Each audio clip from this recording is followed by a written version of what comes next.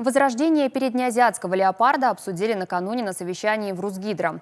Их совместный проект с Институтом проблем экологии и эволюции реализуется с 2016 года.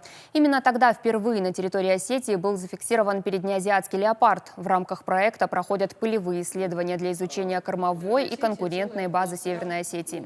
Считается, что именно наша республика оптимально подходит для восстановления популяции кавказских барсов. Также ведется активная экопросветительская работа.